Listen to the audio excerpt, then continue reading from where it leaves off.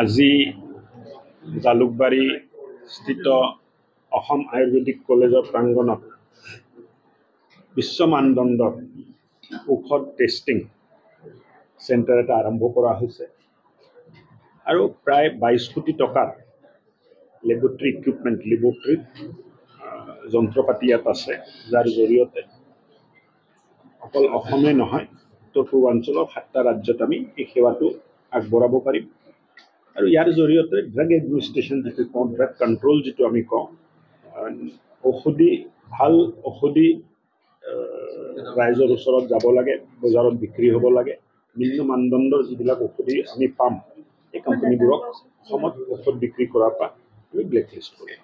আৰু বিভিন্ন ফৰ্মুলাটো দেখা পোৱা যায় কি মানে তাৰ ওপৰত সমস্যাটো কি হয় যে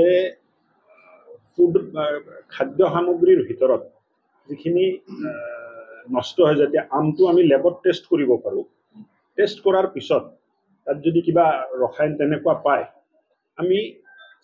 ছেকেণ্ড চেম্পলটো আমি ল'ব নোৱাৰোঁ কাৰণ তাৰ ছেকেণ্ড চেম্পল নাই আৰু বিষয়টো তেতিয়া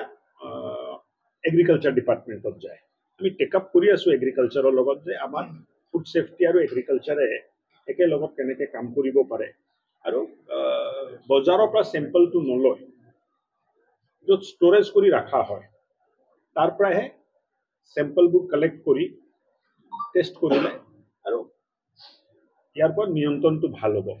ফল বিক্ৰী কৰা মানুহৰ গাত দুখ নাথাকে কেমিকেলটো যদি আছে ফল বিক্ৰী কৰা মানুহে দিয়া নাই যোনে ফলটো উৎপাদন কৰে উৎপাদন স্থলীত এইটো হয় চ' তাৰ ওপৰতো আমি বিহিত ব্যৱস্থা লোৱাৰ কাৰণে চেষ্টা কৰি আছোঁ অহা দিনবোৰত হ'ব আৰু বিভিন্ন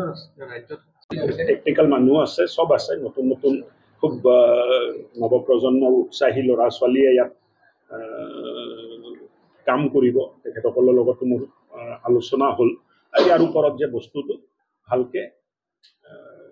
চলি থাকে তাৰ ওপৰত বিশেষ এটা গুৰুত্ব দিয়া হৈছে আৰু মই কৈছোঁ যে 5,000 চেম্পল তেখেতসকলে বছৰি কৰিব পাৰে বুলি কৈছোঁ 5,000 চেম্পল যদি তেখেতসকলে কৰে এই ইনচেণ্টিভ আকাৰেও কিবা এটা উপহাৰ তেখেতসকলক দিয়াৰ কাৰণেও বিভাগে